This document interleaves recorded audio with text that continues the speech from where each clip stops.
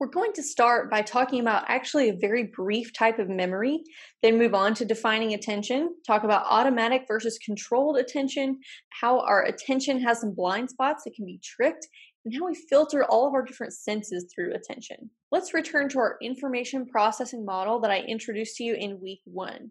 We first have information flowing into sensory memory. From there, it moves on into short-term or working memory, which we'll start talking about in week 5. Short-term or working memory has this rehearsal ability where we can repeat information and keep it inside that temporary storage. We can move it into long-term memory if we study it well enough. And then we can pull back long-term memories from that longer storage into our short-term or working memory, which is our present moment awareness. Now let's zoom in on the early portion of this model. Remember that as we move from left to right, we're moving from being more simple to more complex, more automatic versus more controlled processing, more unconscious versus conscious thinking, less effort to more effort, and minimal to greater processing. We can also call this left side more implicit and the right side more explicit. We will talk more about those terms in much later chapters, but that's a quick preview. We have information or stimuli first coming into the system from the left side, and that's everything from all of your senses. It first goes into sensory memory, which is extremely brief storage that we're about to talk about.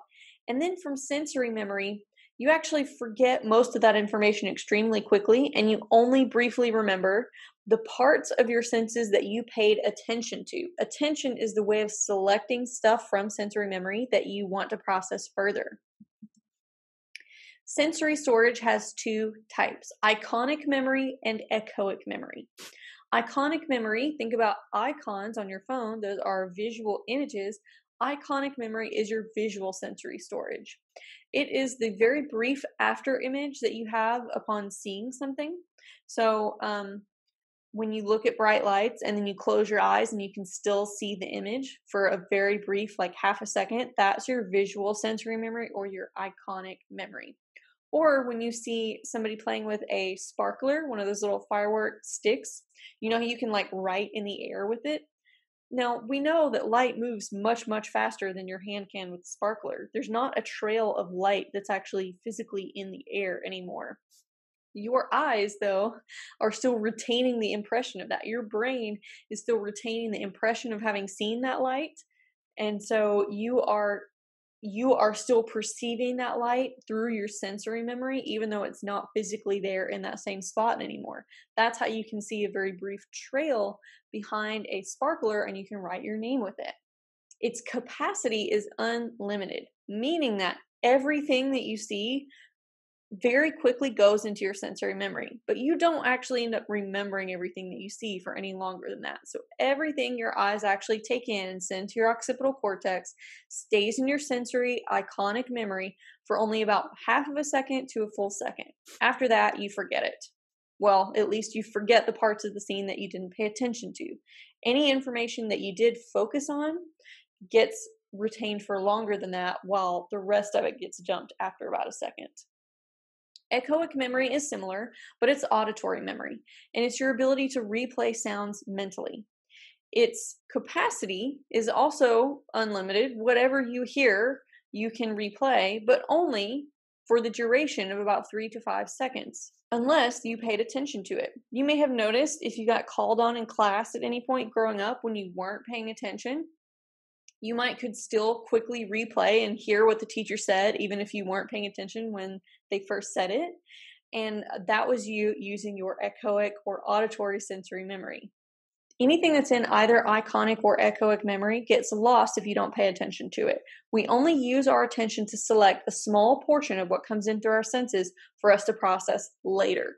Now, that later processing is what we're going to talk about in future chapters, like pattern recognition, short-term memory, long-term memory, imagery, all of those things. For now, we're going to focus just on attention, which is how we pick the information that we're going to process later. You take in a lot more information than you can ever possibly pay attention to. And so there have to be limitations on the amount that you can actually pay attention to and process. Attention is that process that enhances some of the things you're experiencing and inhibits others. So it's like it turns up the volume on some of your experiences and down on others. It is a mental process that involves concentrating effort on a stimulus or a mental event, and it's a limited mental resource. There's only so much of it to go around. So you could think about it kind of like a pie chart. So everybody has about the same pie chart, the same size of a pie chart. We have the same amount of attention, but our attention pie chart can be split up into different amounts. So there might only be 3 things that I'm trying to pay attention to at one time. And so my pie chart, I have more attention to allocate to each of those 3 things. You might be paying attention to 5 things at once. So your attention is going to be split into more and smaller parts. And so you're going to have less attention to give to each activity that you're trying to simultaneously do. People with ADHD have this problem of having their attention split up into more pie slices without their control. So to some extent, most of us can control how we divide our attention between different things, what information we are selecting, and which stimuli we are inhibiting. People with ADHD have the same slice of a pie. So it's not like they actually have less of attention as a resource. It's that they have less ability to inhibit their attention to stuff they don't want to pay attention to. So stuff in the world just kind of grabs their attention and they have a harder time disengaging from that. So their attention is going to be split up between squirrel outside and air conditioning noise and people flipping their papers in class and taking the test, whereas everybody else's attention might be more easily focused just on the test and inhibiting or shutting out everything else. This is why your textbook author says that ADHD should probably be referred to as attention inhibition deficit disorder, because attention hyperactivity deficit disorder just makes it sound like you have a deficit of attention or not enough. But you have the same size pie, you just have a harder time keeping it from getting split up into too many small pieces. Attention can be either automatic or controlled. Even for those of us without ADHD, some things automatically grab our attention, like the smell of smoke. There's no necessary involvement of our conscious processing. We can learn stuff through this method without conscious attention. We tend to learn emotional associations without noticing that's what we're doing. We tend to like certain brands if they had positive commercials, for example. Even if we don't remember the commercial, we end up gravitating towards the brand because we automatically process that at the time. We also have what's called controlled processing, which is probably what you think of more when you think of attention, that conscious focusing, conscious awareness of what task you're doing and what outcomes it's going to have.